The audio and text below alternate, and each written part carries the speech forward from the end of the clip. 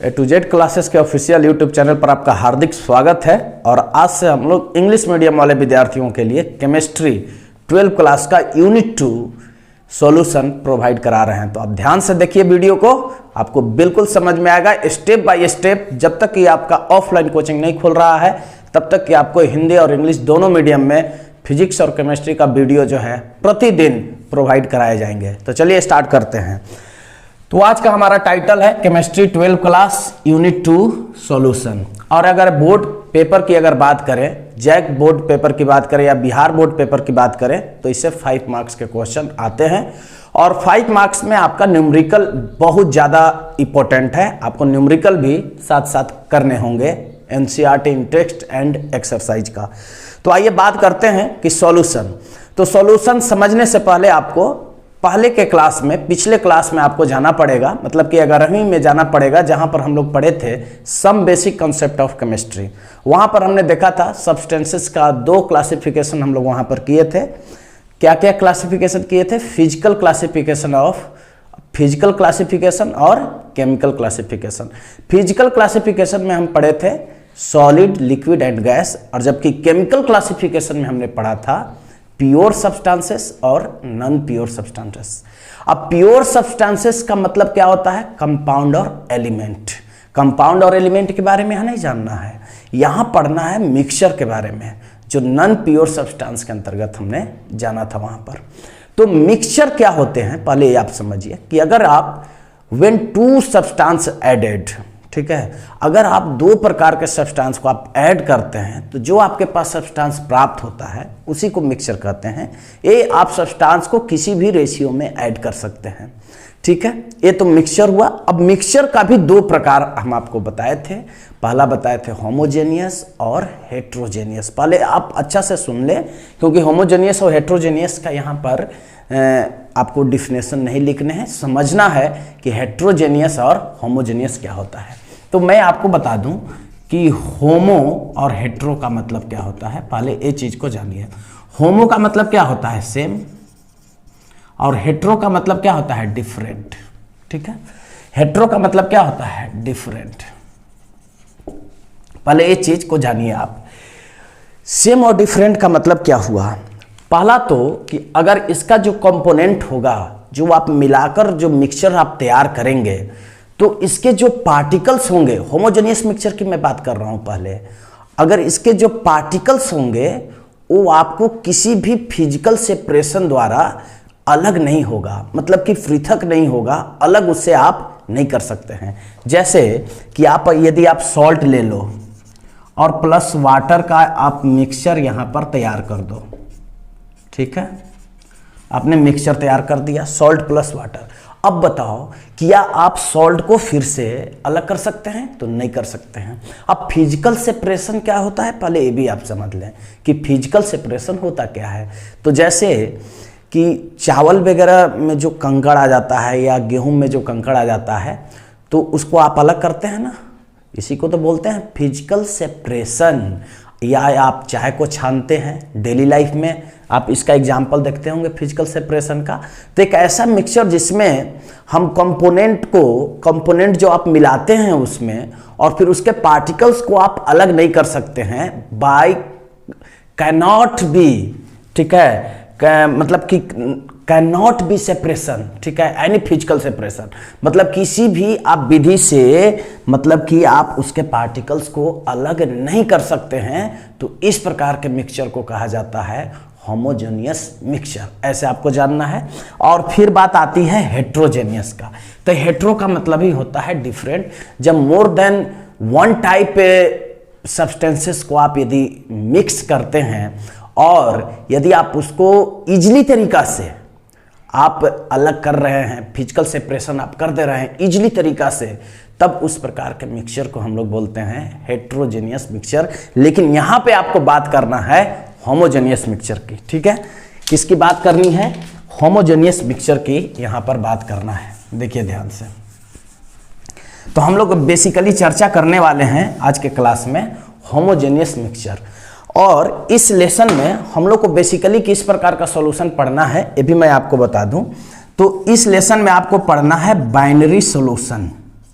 Binary solution. By का मतलब होता है टू, मतलब कि यहां पर एक ऐसा सॉल्यूशन पढ़ना है जिसमें 2 प्रकार के कंपोनेंट पार्टिसिपेट करेंगे, सॉल्वेंट और सॉल्यूट। तो अब यहां पर आपका बात आती है कि फिजिकल सेपरेशन होता क्या है, ये तो आप समझ गए। होमोजेनियस मिक्सचर भी आप समझ गए। तो अब यहां पे प्रश्न ये आता है कि सॉल्यूशन होता क्या है। तो सॉल्यूशन को आप बहुत ही इजीली तरीका से डिफिनेशन दे सकते हैं कि solution is a homogeneous mixture.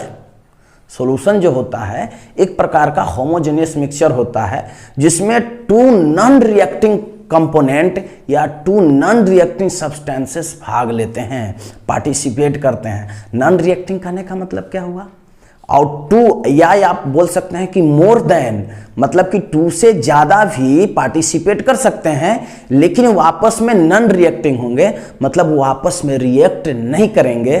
तो इस प्रकार के मिक्सचर को ही कहा जाता है सॉल्यूशन। जो सॉल्यूशन का डिफिनेशन बहुत इजीली तरीका से मैं आपको बता रहा हूँ कि solution is a homogeneous mixture, ठीक है, ऑफ 2 नॉन रिएक्टिंग या 2 more than non reacting substances is called solution. तो यहाँ पर देखिए डिफिनेशन लिखा हुआ है कि यहाँ पर देखिए बात करते हैं डिफिनेशन को कि सॉल्यूशन आर होमोजेनियस मिक्सचर। आप एकदम नॉर्मल एक ही लाइन में डिफिनेशन को दे सकते हैं कि solution are homogeneous mixture of 2 या or more non reacting compounds.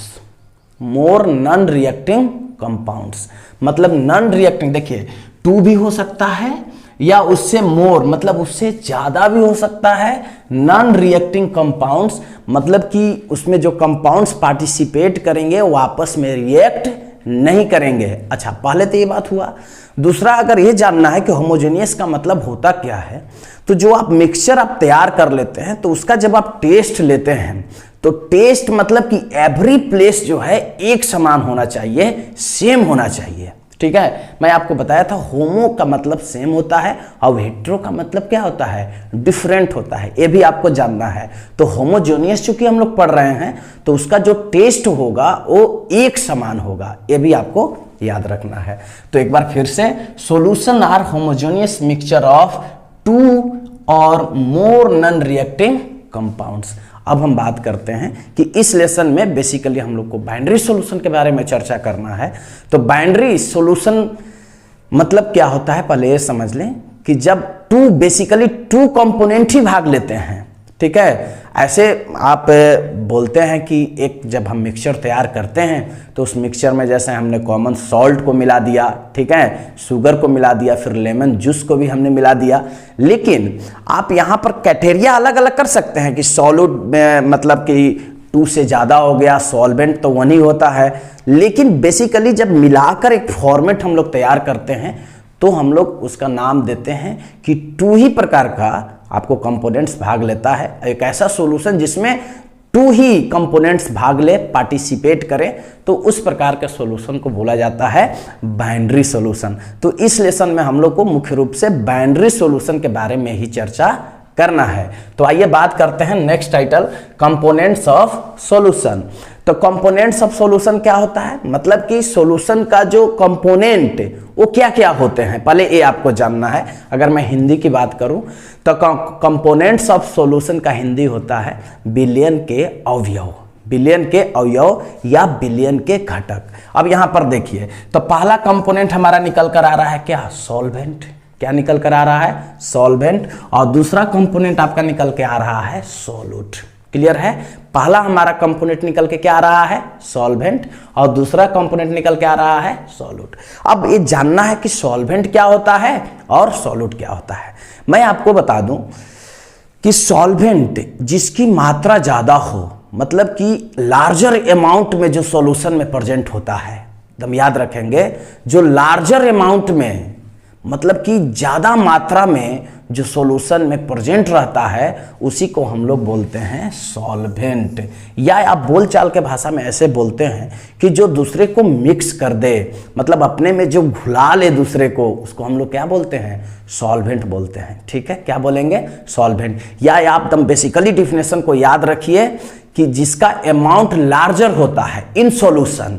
अगर एक सॉल्यूशन की बात करते हैं तो दो कंपोनेंट यहां से निकल कर आ रहा है मेरा, सॉल्यूट और सॉल्वेंट, सॉल्यूट और सॉल्वेंट। तो सॉल्वेंट किसको बोलेंगे? जो लार्जर अमाउंट में होगा, कहां पर? सॉल्यूशन में, तो उसे हम लोग बोलेंगे सॉल्वेंट। ठीक है। उसके बाद सॉल्यूट की अगर बात करें तो सॉल्यूट की अगर बात करें तो सॉल्यूट जिसका अमाउंट लेजर अमाउंट होगा इन सॉल्यूशन, मतलब कि एक सॉल्यूशन में जो कम मात्रा में उपस्थित होगा, लेजर अमाउंट मतलब कम, मतलब कि लेस होगा। लार्जर तो एक हो गया, तो एक लार्जर हुआ तो दूसरा तो कम होगा ही, तो जो कम में होगा वो हमारा कहलाएगा सॉल्यूट। अगर आप कॉमन सॉल्ट और प्लस वाटर का आप सॉल्यूशन बनाते हैं और कॉमन सॉल्ट आप कम मात्रा में डालते हैं, ठीक है, लीजर अमाउंट में आप डालते हैं और वाटर को आप यदि वहाँ पर ज़्यादा रखते हैं तो वाटर जो है वो क्या हो जाएगा? वहाँ पर सॉल्वेंट हो जाएगा, क्योंकि उसकी मात्रा जो है, उसका अमाउंट जो है ज़्यादा है। लेकिन कॉमन सॉल्ट उस कंडीशन में क्या होगा?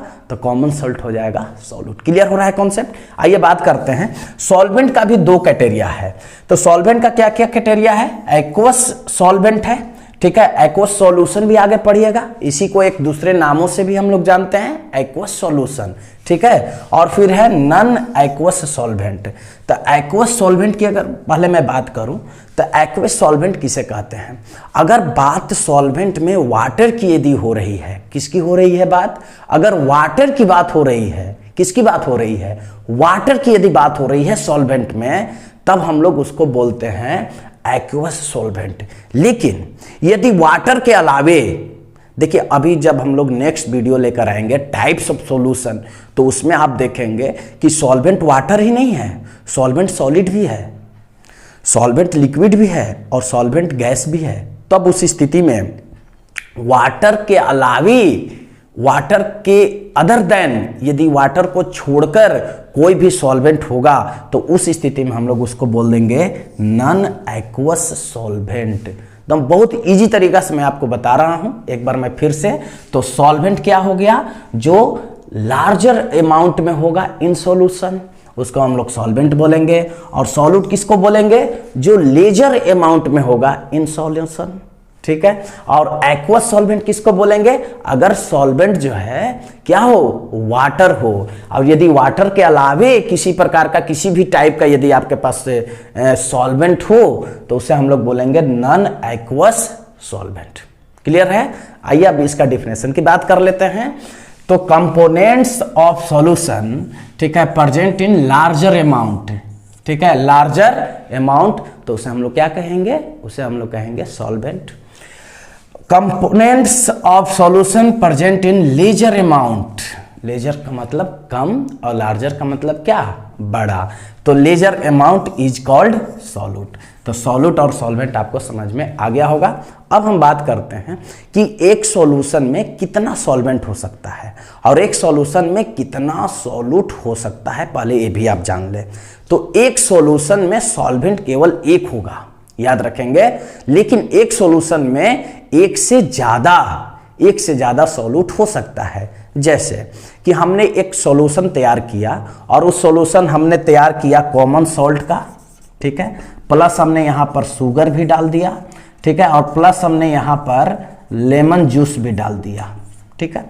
अब देखो ध्यान से कि कॉमन सॉल्ट, ठीक है, शुगर और लेमन जूस, ठीक है, और प्लस इसको मिक्स किस में किया? तो वाटर में मिक्स किया। तो कॉमन सॉल्ट, शुगर और लेमन जूस ये किसके रोल में आ गए? तो ये आ गए सॉल्यूट के रोल में, ठीक है। और यहां पर वाटर किसके रोल में आ गया?